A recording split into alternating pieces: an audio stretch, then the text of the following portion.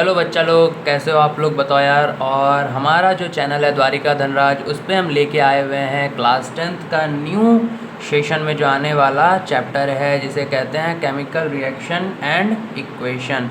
तो पहले हम लोग देखेंगे कि भाई केमिकल रिएक्शन एंड इक्वेशन जो चैप्टर है वो होता क्या है। पहले तो देखेंगे केमिकल रिएक्शन क्या होता है और फिर उसके बाद उसका इक्वेशन देखेंगे। तो चलिए, जैसा कि हम लोग जानते हैं केमिकल रिएक्शन क्या होता है।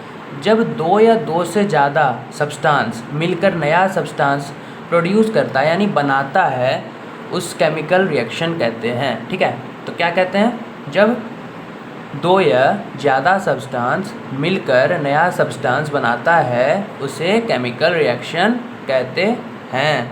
ठीक है, इसका मतलब क्या होता है? पुराना सब्सटेंस जो है न्यू सब्सटेंस में बदल जाता है, प्रॉपर्टी भी चेंज हो जाती है। इससे क्या होता है भाई, जब कोई पुराना सब्सटेंस न्यू सब्सटेंस में कन्वर्ट होगा तो उसका जो प्रॉपर्टी है वो भी चेंज हो जाएगा। ठीक, एग्जांपल ले लेते हैं। जैसे हम लोग पकड़ते हैं एक एग्जांपल, हम लोग जब हाइड्रोजन और ऑक्सीजन मिलता है, हाइड्रोजन ऑक्सीजन यानी हाइड्रोजन प्लस ऑक्सीजन क्या बना देता है? वाटर बना देता है। ठीक है, तो यानी हम लोग क्या जानते हैं? H2O। तो जब हाइड्रोजन प्लस ऑक्सीजन मिलेगा तो क्या बनाएगा? वाटर बना देगा।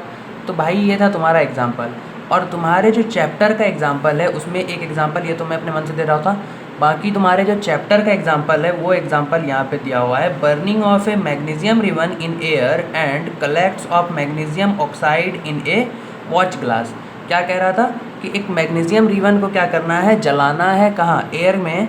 और मैग्नीशियम ऑक्साइड को क्या करना है? कलेक्ट करना है एक वॉच ग्लास में। तो भाई ये था तुम्हारे चैप्टर का पहला इंट्रो, और इंट्रो भी ख़त्म हुआ नहीं है, अभी इंट्रो और भी बाकी है। चलो इसके बाद हम लोग देखते हैं इसके आगे क्या होता है।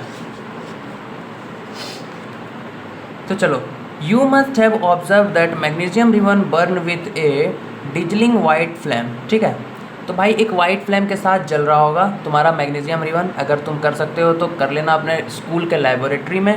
तो चलिए अब हम लोग देखते हैं कि भाई कौन कौन सा फॉर्म चेंज होता है। मतलब जब न्यू सब्सटेंस कोई पुराना सब्सटेंस जब किसी न्यू सब्सटेंस में कन्वर्ट होता है तो क्या क्या चीज़ें उसमें बदलाव आती हैं। तो पहला बदलाव होगा भाई, अगर यदि कुछ देखने मिलेगा तो वो है चेंज इन स्टेट।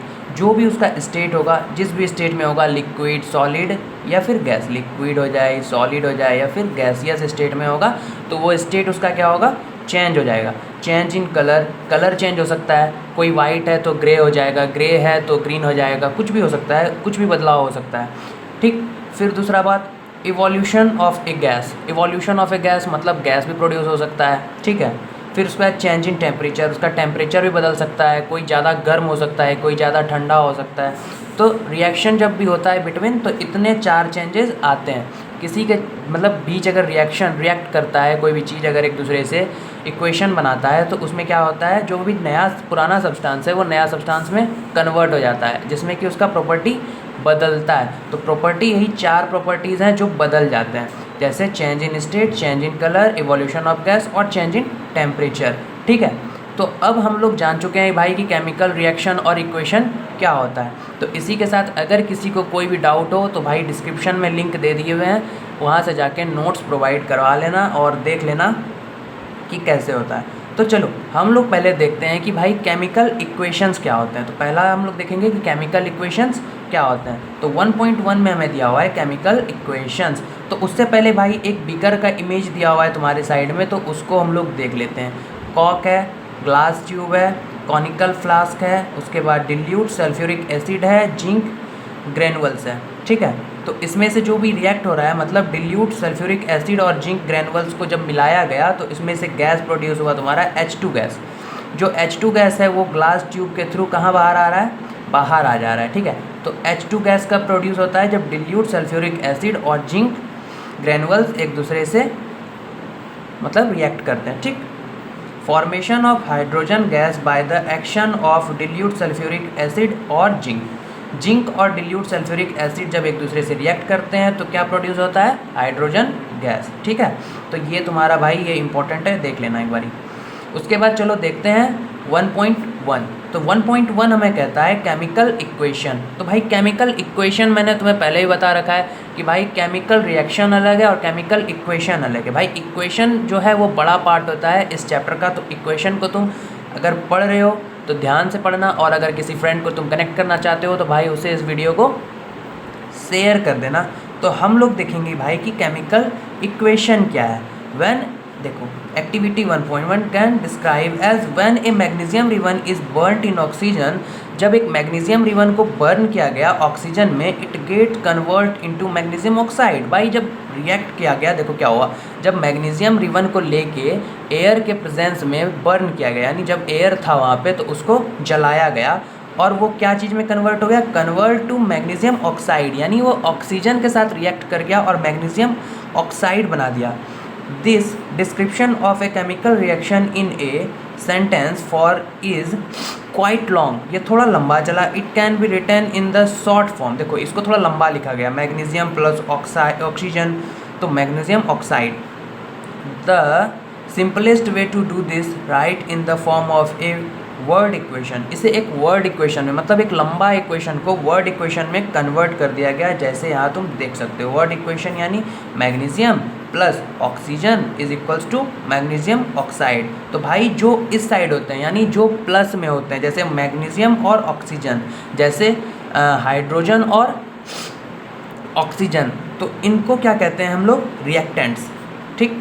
और जो उसके बाद जो उसका प्रोडक्ट आता है, यानी H2O, hydrogen plus oxygen is equals to water, तो वाटर जो है भाई वो है तुम्हारा प्रोडक्ट, यानी मैग्नीशियम ऑक्साइड जो है वो है तुम्हारा प्रोडक्ट, और मैग्नीशियम जो है और प्लस ऑक्सीजन जो है वो है तुम्हारा रिएक्टेंट्स। ओके, कोई अगर दिक्कत हो भाई तो हम फिर से कह रहे हैं कि तुम जाके डिस्क्रिप्शन में एक बारी देख लेना। This substance that undergoes chemical change in the reactions 1.1, magnesium and oxygen are the reactants. यहाँ पे फिर से वही बात कहा जा रहा है कि मैग्नीशियम और ऑक्सीजन जो है वो है तुम्हारा reactants. The new substance is magnesium oxide form during the reaction, इस रिएक्शन के दौरान जो एक नया सब्सटेंस निकला है वो है तुम्हारा प्रोडक्ट, जिसका नाम है magnesium oxide. A word equation shows change of reactants to product, क्या बता रहा है भाई, ये जो वर्ड इक्वेशन है वो दिखा रहा है कि एक रिएक्टेंट जो है वो किस में कन्वर्ट हो चुका है, प्रोडक्ट्स में। Through out an arrow placed between them, ये एरो उसके बीच में प्लेस्ड किया हुआ है, ठीक है, कोई दिक्कत।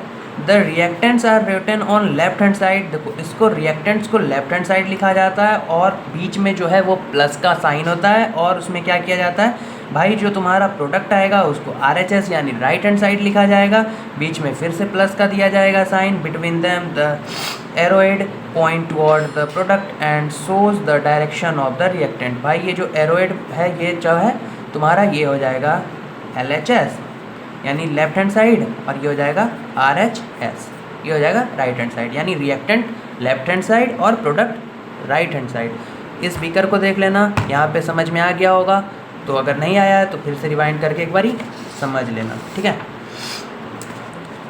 अब चलो हम लोग देखते हैं 1.1, राइट ए केमिकल इक्वेशन, कि हम लोग एक केमिकल इक्वेशन कैसे लिखते हैं। तो भाई हमने अभी वर्ड इक्वेशन पढ़ लिया, अब हम पढ़ेंगे केमिकल इक्वेशन, यानी उस वर्ड इक्वेशन को और भी शॉर्ट करके कैसे लिखा जाता है। Is there any other shortest way to represent chemical equation, यहाँ पे तुमसे क्वेश्चन करा जा रहा है कि भाई कोई और तरीका है रिप्रेजेंट करने का केमिकल इक्वेशन को, और भी छोटे करके, मतलब और छोटा करना हो तो कैसे करेंगे।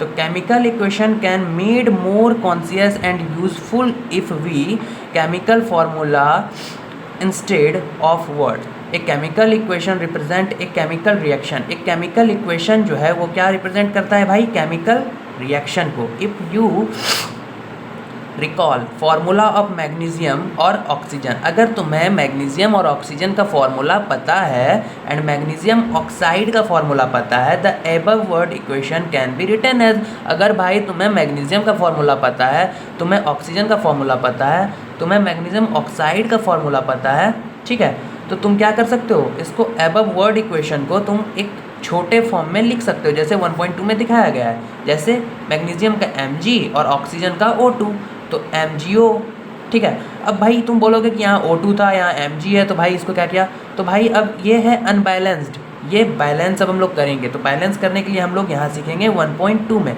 तो भाई बैलेंस करने के लिए हम लोग को क्या करना पड़ता है, दोनों साइड के जो एटम्स हैं उनके मतलब वेट को सेम करना पड़ता है, सिमिलर। अगर यहाँ पे 2 ऑक्सीजन्स है तो यहाँ पे भी 2 ऑक्सीजन्स करने पड़ेंगे। अगर यहाँ पे मैग्नीशियम 1 है, यहाँ सिंगल मैग्नीशियम, यहाँ 2 ऑक्सीजन, यहाँ पे वो सिंगल ऑक्सीजन, तो भाई इसको करना पड़ेगा बैलेंस। तो अब हम लोग इसी के साथ आगे बढ़ेंगे और पढ़ेंगे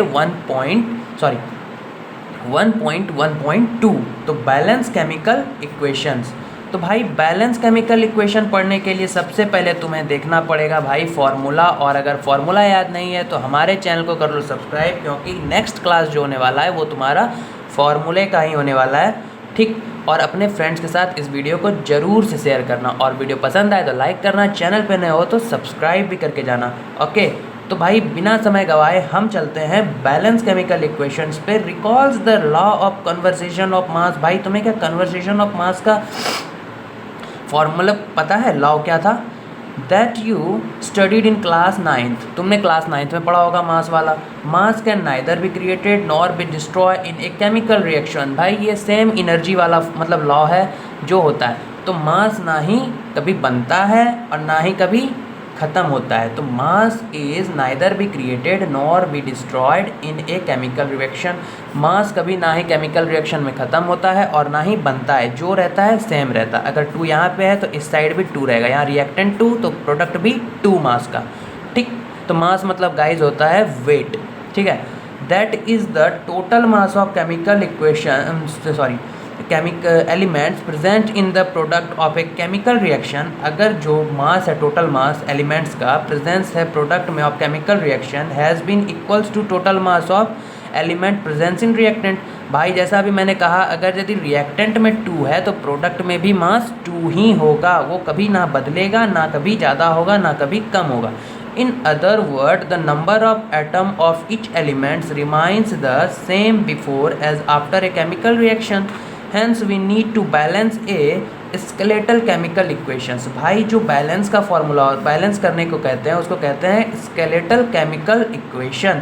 Is the chemical equation balanced? Let us learn about balancing a chemical equation step by step. अब हम लोग balancing of chemical equation सीखेंगे step by step.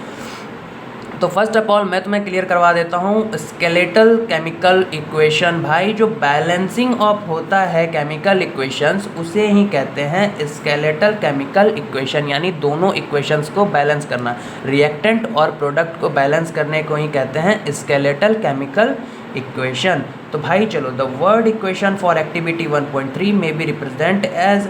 तो भाई 1.3 में हमने देखा था कि zinc plus sulphuric acid, zinc sulphate plus hydrogen. भाई जब जिंक और सल्फ्यूरिक एसिड रिएक्टेंट में था, मतलब इस दोनों का जब अंदर जाके रिएक्शन हुआ तो भाई ये जिंक सल्फेट और हाइड्रोजन को बनाया, मतलब हाइड्रोजन गैस निकला और जिंक सल्फ्यूरिक एसिड से रिएक्ट करके मतलब जिंक सल्फेट बना दिया, और हाइड्रोजन गैस क्या हुआ था, H2 गैस प्रोड्यूस हुआ था, जैसा कि हमने पिछले बीकर्स में देखा था। द एबव वर्ड इक्वेशन में भी represent by the following chemical equations. भाई अब जैसा मैंने तुम्हें कहा था कि अगर तुम्हें फॉर्मूला याद है तो तुम उसे और भी शॉर्ट फॉर्म में लिख सकते हो। तो भाई शॉर्ट फॉर्म में लिखने के लिए जिंक का Zn कर दिया गया, सल्फ्यूरिक एसिड का H2SO4, यानी सल्फ्यूरिक एसिड का फॉर्मूला याद रखना है H2SO4। तो भाई ये है तुम्हारा सल्फ्यूरिक एसिड, और ZnSO4 ये क्रिएट किया, यानी जिंक सल्फेट हो जाता है ZnSO4, सल्फ्यूरिक एसिड हो जाता है H2SO4।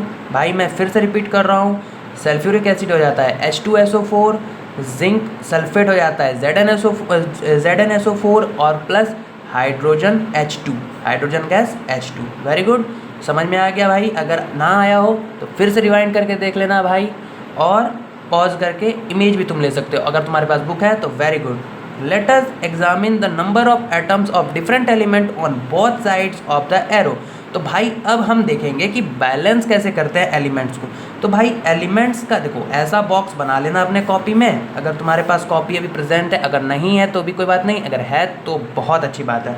एलिमेंट जो है भाई वो तुम्हारा है ZnHSO, Zn यानी जिंक, H यानी हाइड्रोजन, S यानी सल्फ्यूरिक एसिड और O यानी oxygen. Numbers of atom in reactant LHS।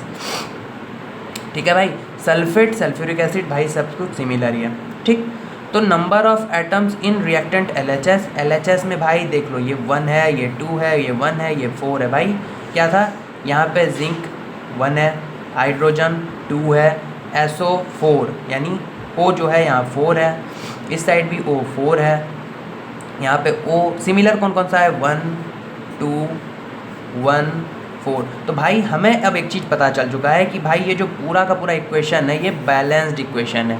ठीक है, ये थोड़ा गंदा हो गया है, बाकी तुम इसको देख लेना एक बार, हम इरेज कर देंगे अगर इरेजर हो यहाँ पे तो ये जो है ये पूरा का पूरा इक्वेशन क्या है, बैलेंस्ड है। मतलब जितना वेट इस साइड रिएक्टेंट के साइड है उतना ही वेट प्रोडक्ट के साइड भी है, तो मतलब ये इक्वेशन बैलेंस्ड है। अब तुम्हें समझ में आ चुका होगा बिल्कुल क्लियरली, क्योंकि मैंने पूरा खोल के बता रखा है यहाँ पे कैसे क्या होगा। अब तुम एक बात बताना, अब मैं तुम्हें कुछ होमवर्क दूंगा, इसके लास्ट वाले इमेज को देख के जाना। और ये होमवर्क है भाई, वीडियो थोड़ा लंबा हो जाएगा नहीं तो। और मैं अगले बार जो आऊँगा और अगले में पढ़ाऊँगा स्टेप पढ़ाऊँगा भाई बैलेंस करने का, कि तुम कैसे एक इक्वेशन को बैलेंस कर सकते हो। तो अभी ये बैलेंस केमिकल इक्वेशन अधूरा है, अगले नेक्स्ट वीडियो में हम पढ़ेंगे कि how to balance chemical equations. तो इसी के साथ अगर वीडियो पसंद आया तो लाइक करना, चैनल पे नए हो सब्सक्राइब करना, अपने फ्रेंड्स के साथ शेयर करना और द्वारिका धनराज चैनल को सपोर्ट करना। प्यारे बच्चों बाय बाय टाटा, जाओ जाके सो जाओ और इस बार 10th में धूम मचाओ और हमारे साथ जुड़े रहो। ठीक है, बाय बाय टाटा, सी यू, मिलते हैं नेक्स्ट क्लास में with balance chemical equation, step by step सीखेंगे और आगे चलेंगे। ठीक है, ये लो तुम्हारा होमवर्क।